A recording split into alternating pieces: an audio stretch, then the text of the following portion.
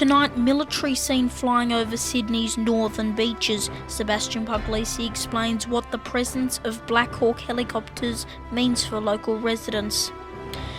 Also, an air quality emergency in Victoria, with Melbourne suffering through the worst air quality in the world.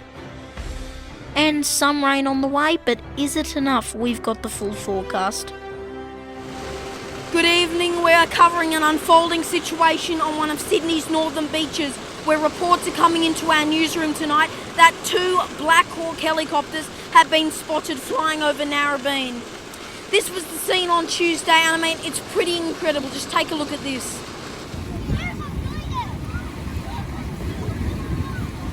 Sebastian Puglisi joins us live on one of the Narrabeen beaches. Sebastian, what happened? Well, Leo, it is unclear why these helicopters were in an area that has not been affected by the fires, although some locals speculated they were on the way to the other fires. The Defence Force has been seen in the fire zone over the last few weeks, but critics say the Defence Force personnel are not trained to fight the fires, and the PM only sent them for the photo opportunities. Back to you. Thanks for that update, Sebastian Puglisi, live in Narrabeen there.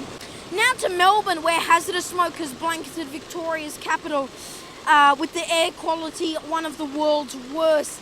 Authorities are now urging all residents to wear masks outdoors. Benedict Puglisi joins me now for more on this story. Benedict, what happened? Yeah. So dozens of beaches, pools and sporting events have been closed and cancelled on Tuesday when Melbourne was choked by this bushfire smoke. At one point, the CBD's air quality was rated worst in the world, with Melton at a hazardous level of 375. Now, I've had other reports coming in. This has just come to hand that in Brighton, they're talking about over 400 air points. And that is just extraordinary things that people have to put up with.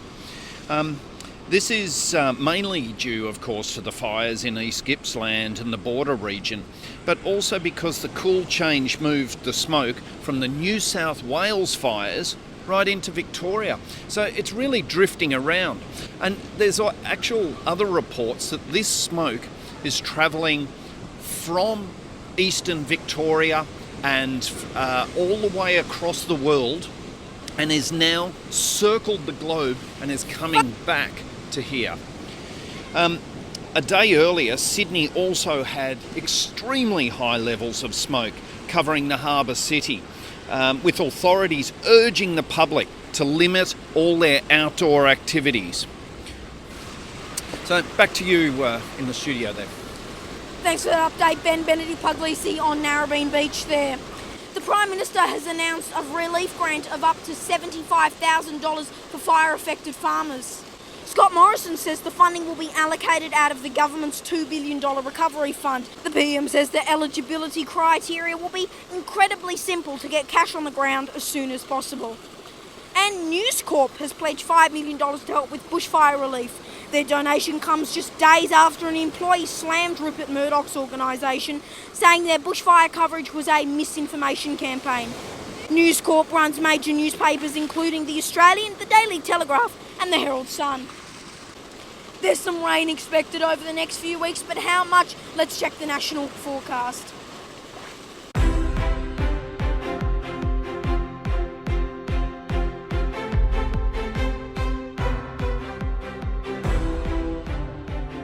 Finally tonight, we've certainly seen some very eerie images this bushfire season, but this one taken in Narrabeen may be the eeriest. What you're seeing, if you can't already tell, is a glowing orange sun taken on the lake by a couple of fishermen at around 7:30 p.m. This comes days after this image was taken in Canberra, and now more images like this are popping up across Australia. And that is the special edition of 6 News for this evening. Thanks for tuning in. Once again, if you can't already tell, I'm live on Narrabeen Beach, where the waves are hitting us hard. So let's hope the equipment's not damaged. I'm Leonardo Puglisi. From all of us here, good night.